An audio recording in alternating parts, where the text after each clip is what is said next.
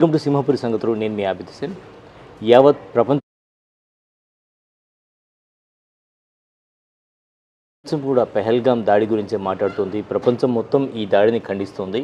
ఈ నేపథ్యంలో అసలు దాడి ఏ విధంగా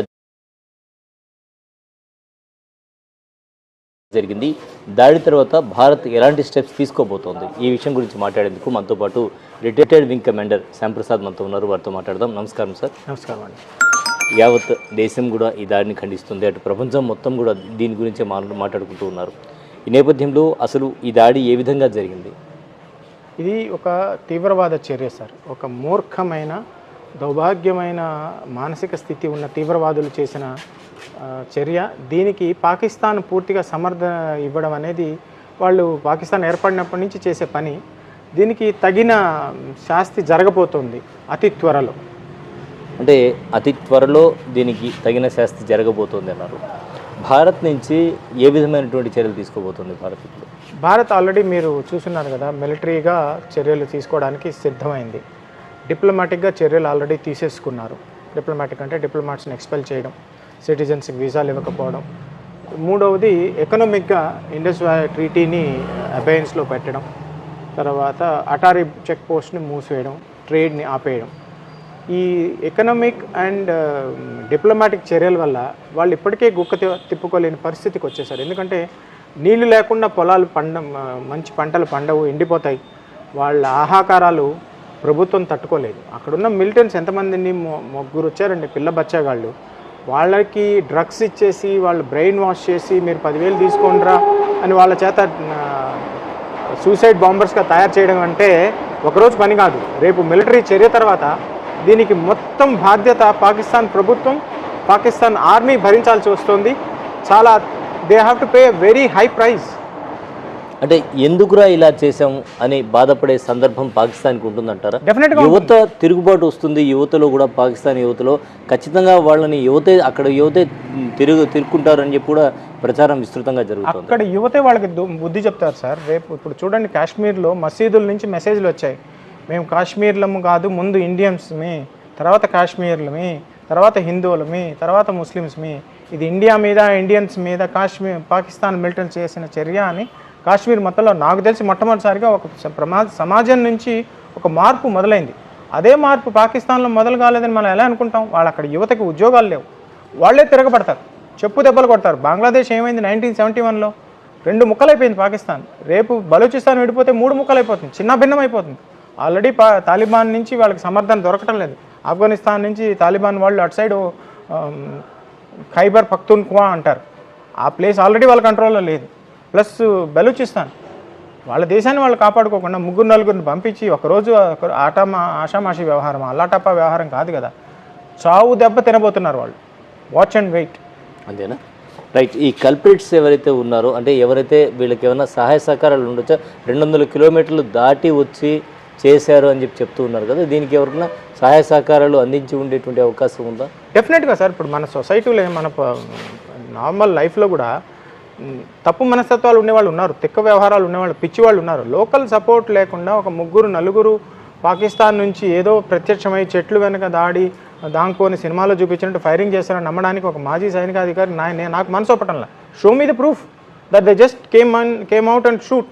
వాళ్ళ పొలిటికల్ సపోర్ట్ ఉంది, లోకల్ సపోర్ట్ ఉంది, వాళ్ళకి శాటిలైట్ ద్వారా గైడ్లైన్స్ అందుతున్నాయి, మొబైల్స్ ద్వారా గైడ్లైన్స్ అందుతున్నాయి. వాళ్ళ వెపన్స్ వాళ్ళు మొబైల్ ట్రాకింగ్ చేస్తే 2 క్షణాల్లో తెలిసిపోతుంది సార్. ఆ టెక్నాలజీ మన నెల్లూరు పోలీస్ దగ్గరే ఉంది, ఎక్కడికో వెళ్ళక్కర్లేదు.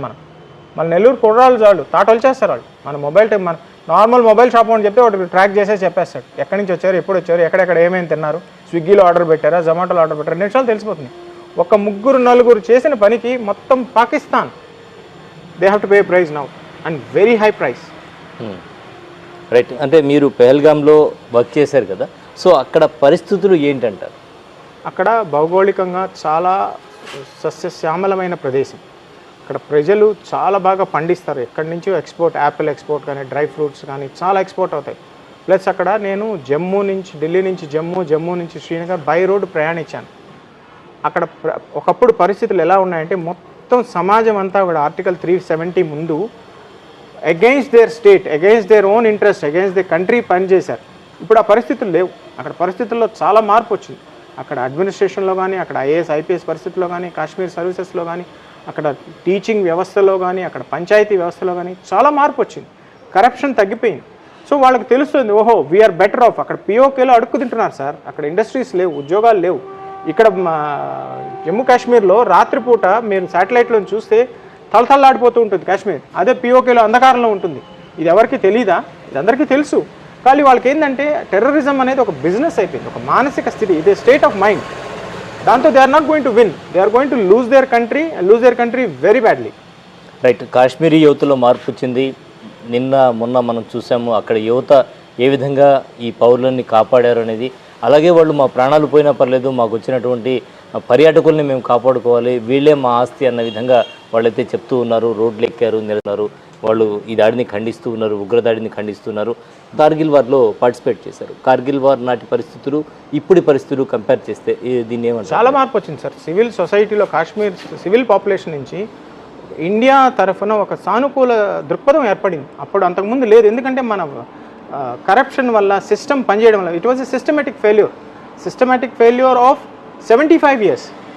మన పాలిటిక్స్ చెప్పండి, లేకపోతే మన డెసిషన్స్ కానీ చెప్పండి, మనం ఏది శ్రద్ధ తీసుకోలేదు.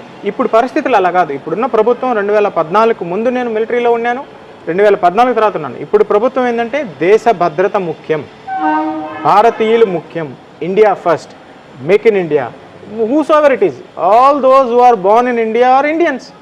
భారతదేశంలో పుట్టిన వాళ్ళందరూ హిందువులే. దెన్ కమ్స్ హిందువుల్లో నువ్వెవరు, లేకపోతే ఇండియన్స్లో నువ్వెవరు, ఇట్స్ సెకండరీ క్వశ్చన్. ఇప్పుడు నాతో పాటు ఎంతమంది ముస్లిమ్స్ పనిచేయలేదు సార్? వాళ్ళ పేర్లు చెప్పమంటారా? వాళ్ళందరూ భారతీయులు కాదా? వాళ్ళు దేశభక్తులు కాదా? It's a very nonsense, political argument. There is no doubt. ఎందుకంటే భారతదేశంలో పుట్టినటువంటి ప్రతి ఒక్కడు భారతీయుడే. ఈ దేశంలో పుట్టినోడు ఈ దేశంలోనే చావాలి, ఈ దేశంలోనే చేస్తాం కూడా, దాంట్లో నో డౌట్. కొంతమంది హిందూ ముస్లింల మధ్య విభేదాలు సృష్టించడానికి ప్రయత్నం చేస్తున్నారు. దీన్ని ఒక ఇదిగా తీసుకున్నారు.